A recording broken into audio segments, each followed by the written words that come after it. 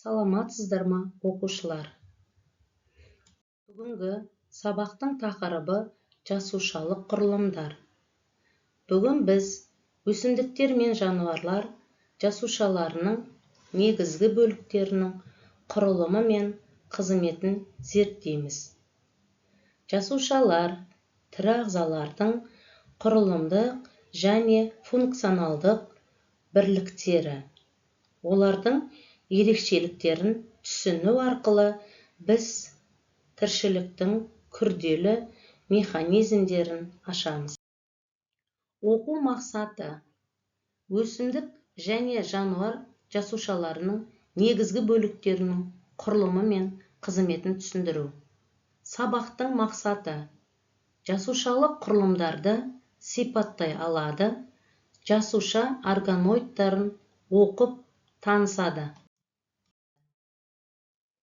Жасушаның негізгі құрылымдық бөліктері: плазмалық мембрана. Жасушаны қоршаған ортада қорғайды және заттарды тасымалдануын реттейді. Ол жартылай өткізгіштік қасиетке ие. Ядро генетикалық материалдарды ДНК сақтайды және жасушаның барлық әрекеттерін басқарады. Ядро жасушаның басқару орталығы. Цитоплазма. Жасуша органоидтарын қоршап тұратын сұйық орта. Ол жасуша ішіндегі метаболизм процестеріне қатысады. Бұл негізгі бөліктер барлық эвкариоттық жасушаларда кездеседі және олардың тіршілік әрекетін үшін маңызды. Мембрана саны бойынша органоидтар. 0 мембранасы жоқ. Рибосомалар, центроиддер. 1 мембраналы. Лизосомалар, Голджи аппараты, эндоплазмалық тор, вакуоль. 2 мембраналы. Ядро, митохондрия, пластидтер, хлоропласт, хромопласт, лейкопласт. Мембрана саны органоидтердің күрделілігін және оның функционалды маңыздылығын көрсетеді. 2 мембраналы органоидтер әдетте эволюциялық тұрғыдан бактериялардан шыққан деп саналады. Негізгі органоидтер және олардың қызметтері: жасуша қабықшасы қоршаған заттарды тасымалдануын реттейді. Вакуоль жасуша ішіндегі қысымды реттейді, қоректік заттарды сақтайды. Митохондрия энергия, АТФ өндіру, жасушаның электр станциясы. Лизосома бұзушы, литикалық қызмет, жасуша ішіндегі қажетсіз заттарды жояды. Рибосома нәруыз синтез. Ядро генетикалық ақпаратты сақтау, жасушаның көбеюі мен басқарылуы. Өсімдік және жануарлар жасушаларының айырмашылықтары. Өсімдік жасушасы үлкен орталық вакуольге ие, целлюлозадан тұратын қатты жасушала қабырғасы бар.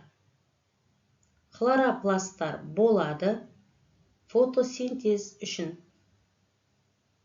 Центросома жасуша орталығы жоқ. Жануарлар жасушасы жасуша қабырғасы жоқ, тек мембранасы бар. Кішкентай вакуольдер болады. Хлоропласттар жоқ. Центроиддер бар жасуша бөліну үшін.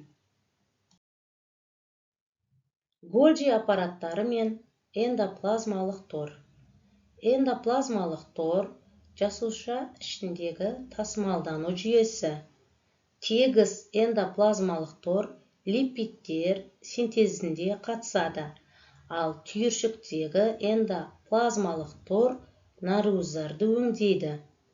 Рибосомалар эндоплазмалық тор беттерінде орналасады. Наркоз фабрикалары РНК мен наркоздардан тұрады. Голжи аппараты наркоздарды сұрыптайды, өңдейді және тасымалдайды. Жасушадан тыс шығарылатын заттарды қаптайды. Лизосомалар Голжи аппаратынан түзіледі, ішінде ферменттері бар, қорытатын қаптар. Жасуша ішіндегі қажет емес заттарды ыдыратады. Бұл органоидтар жасуша ішіндегі өндіріс желісін құрайды. Заттар эндоплазмалық торлардан өндіріліп, Голжи аппаратында өңделеді. Содан кейін лизосомалар арқылы қайта өңделеді. Митохондрия мен пластидтер. Митохондрия қызметі жасушаның энергия станциясы тыныс алу кезінде органикалық заттарды ыдыратып, АТФ энергиясын өндіреді. Ерекшелігі: екі мембраналы ішкі мембрана қатпарланған кристаллар өз ДНК-сында бар. Пластидтер қызметі тек өсімдік жасушаларында кездеседі. Фотосинтез қоректік заттарды сақтау және баяу заттарды сақтау. Түрлі хлоропласттар жасыл, хромопласттар түрлі түсті, лейкопласттар түссіз. Бұл органоидтердің екеуі де екі мембраналы және өз ДНК-сы бар. Бұл олардың эволюция барысында бактериялардан пайда болатынын көрсетеді. Эндосимбиоз теориясы. Бірінші тапсырма. Кестені толтыру әдісі.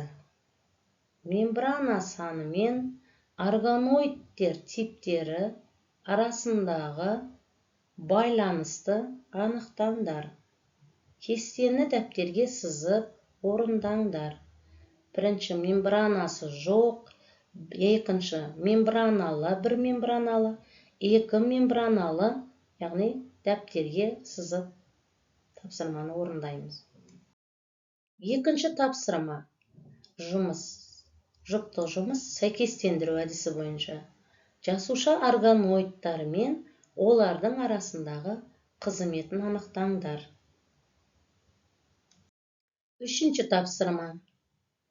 Жеке жұмыс суретті сөйлету әдісі бойынша төменде берілген жасуша органоидтарының атын шаршыға жазыңдар. Бүгінгі сабақтың қорытындысы: жасушаның негізгі бөліктері. Біз жасушаның 3 негізгі бөлігін зерттедік: мембрана, цитоплазма және ядро. Бұлар барлық эвкариоттық жасушалардың негізгі құрамдас бөліктері. Екінші, органоидтердің әртүрлілігі. Жасуша ішінде көптеген органоидтері бар. Олардың әрқайсысының өз қызметі бар. Эндоплазмалық тор, рибосомалар, Голжи аппараты, лизосомалар, митохондриялар, пластидтер. Өсімдіктің жасушаларында жасуша қабырғасы, хлоропласттар және үлкен вакуольдер бар. Ал жануар жасушаларында центроидтер бар. Практикалық қолдану.